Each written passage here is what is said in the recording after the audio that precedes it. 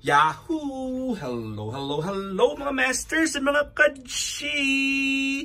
Good morning po sa inyong lahat dyan sa Pilipinas at sa buong Asian countries.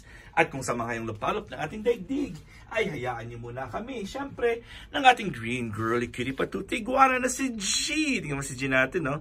Ayan, of course, your one and only Master Worm. Welcome po sa ating Masters Trivia. Ayan, pagkahapon po ay nag-discuss po tayo about eating without distractions, di ba? And nasa park po tayo kahapon. And right now, I decided to just stay at home because it's a little bit hot.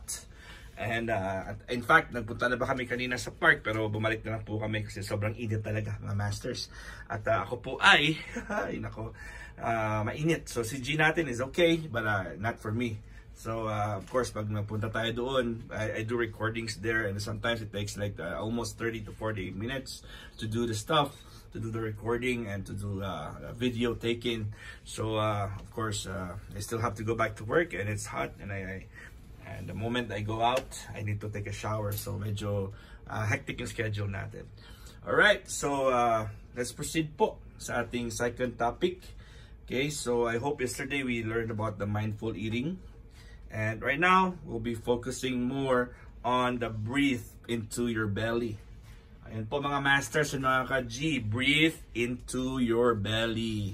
Saan ba yung belly natin? Siyempre sa ating tiyan, sa abdomen natin, di ba? So diaphragm and abdomen natin, dyan po yung ating belly. Okay? So, pag sinabi nating breathe into your belly, okay? So, dapat po tayo po ay mag-learn kung paano natin gawin po yan. Okay, you'd be forgiven for thinking that breathing is something you already have hang of. So akala po natin na dahil po ay normal lang po yung paghinga, ay wala na po tayong rules, wala po tayong proper way of doing it. Kasi we were born to breathe.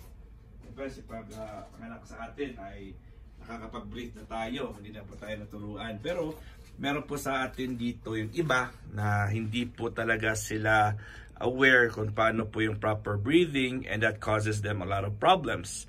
So if you don't breathe properly, if you don't breathe as we should, di ba, may mga proper way of breathing po yan, hindi po mapupunta ang oxygen or hindi po mapaprocess ng mabuti, hindi po ma-undergo ang process of respiration properly. Yan po ang reason why kung bakit po natin ito na ituturo or i-discuss. This is the reason why, right? Okay, so yet most of us take shallow breaths. Who among you here are taking shallow breaths? So how do you say shallow breaths? Or mababaw lang yung inyong paghinga. So it means when you do a shallow breathing, it's just that you inhale and it's not even filling up your lungs. It's not even filling up your bronchioles, your lungs. So it means that it's not enough, okay?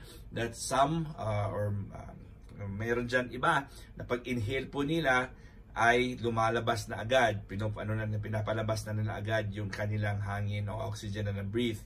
So it didn't even travel on the alveoli or bronchioles, or it didn't even travel to your lungs. Why? Because there was only a short time for that oxygen or for that air to breathe in, and then you already have breathe it out. Okay, so that's another thing that we have to understand, mga masters and mga ka-G. Okay, so and we have to make sure, okay, that when we inhale, the oxygen needs to stay alive. The oxygen needs to reach the surfaces and the pathway wherein it's supposed to reach. So the pathway is, of course, from our nostrils. It goes straight to the esophagus, or not the esophagus, but yeah, the trachea. Okay, the trachea goes straight. Of course, it should reach the lungs and the alveoli, because what happens is, if it doesn't reach the lungs, it means that it won't even serve the purpose of breathing. Hindi po siya hindi complete po ang process of breathing. Okay, so breathing deeply into your belly. Okay, so belly po natin, di ba? Alam niyo po, you know what the belly is, right? So para sa diaphragm natin, sa tiyan natin, that area. So when we breathe in, which means that that oxygen should fill up our lungs. So merong pumapasok na oxygen. So it means that we have to increase. We have the chest or the belly or the diaphragm should be elevated. So which means that it will rise up. Okay, when you breathe in, the diaphragm should rise up. Aangat po siya. But if you try to do that right now, you try to check if you're doing it correctly. Because sometimes, or most of us, when we breathe in, nagsisink in po ang diaphragm natin. So what is the diaphragm, mga masters? Okay, so syempre ang diaphragm natin is yung ating yung area po yung diaphragm is dito po yan ang diaphragm. Okay, so when we breathe in, mag-aangat po yan, it will rise up. And then if we breathe out, magsisink in din po siya. Okay, so the breathing in, lalaki po siya, magro-rise up po siya. And breathing out, it will sink out, sink in. O diba mga masters and mga ka-G, did you get the point? Alright, so yan po ang pinaka-importante po dyan na kailangan po natin malaman kung anong proper way so we will be able to maximize po yung ating breathing, ang oxygenation process po. Alright, so breathing deeply into your belly, or what we call the diaphragmatic breathing. Na-discuss na po natin yan in one of my lectures before, but unfortunately, yung format ko noon, I was unable to really put titles on the content, so I don't know where what day or what month or what episode was that. But right now, we'll try. I started this Master's Trivia wherein I put the title itself on the thumbnail. So I guess this will be more organized, and I hope you guys appreciate this. Okay, so diaphragmatic breathing for just 5 to 10 minutes a day can lower blood pressure. So when you breathe, there's different types of diaphragmatic breathing breathing exercises. But diaphragmatic breathing is, this is what happens. This is what you should do. You inhale through your nose slowly, and then your chest should rise up. Aangat po yung chest natin or yung ating diaphragm, letting the oxygen or the air fill up our lungs. And then you have to do it like for 4 seconds, mga masters. At least 4 seconds po natin i-inhale po yan.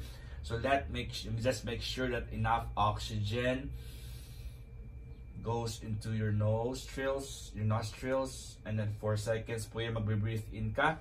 Okay, i-combine natin yung mga different breathing exercises. So once you breathe in for 4 seconds, inhale nyo talaga, maximize nyo, make sure that enough oxygen within 4 seconds will be inhaled. And after that, try to concentrate, focus for a little while, make sure you don't do anything, just have a 4-second pause.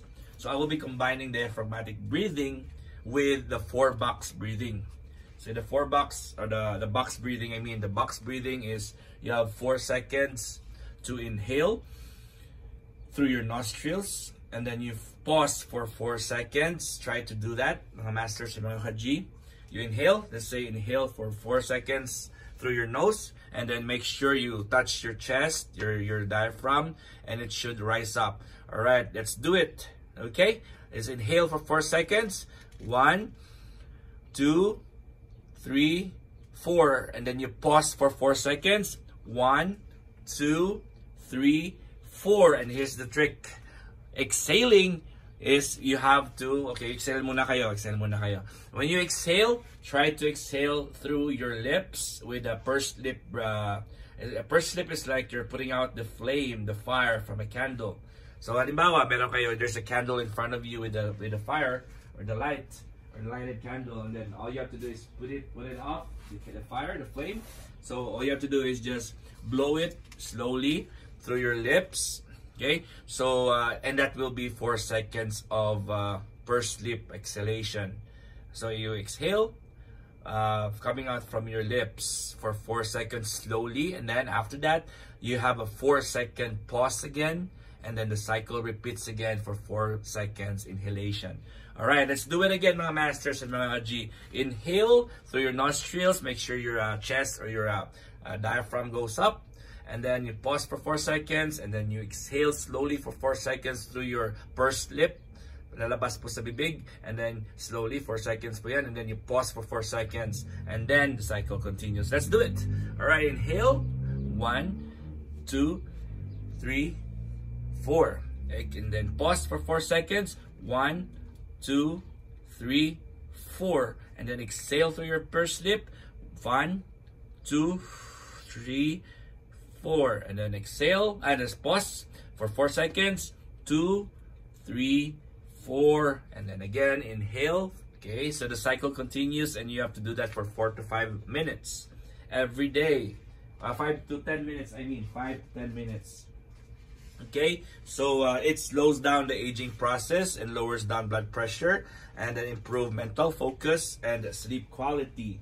Okay, you can also lie on your back, close your eyes, think good about good thoughts, and send big, deep breaths to your belly. So pwede kayong humiga, doing that, the same thing, the same procedure. Humiga, and then you do the same, okay? And then to enhance focus, place a moderately heavy object like a kettlebell or weights, parang weights, diba? Like or a encyclopedia or a clat or book on your belly. So while doing that, try to have something heavy, or you can have something heavy, yung mga books, diba? Okay. So, and notice it rise and fall with each breath. So that's a good exercise. Nakahiga, but you're doing the pursed lip, diaphragmatic breathing, and box. The box breathing, 4 seconds, 4 seconds, 4 seconds, and 4 seconds. Alright, mga masters and mga G, I hope you guys learned a lot today. I hope that tomorrow, see you again. And ayun, maraming salamat. And this is G, the green girly cutie patootie iguana, and your one and only master worm. God is great. Yahoo!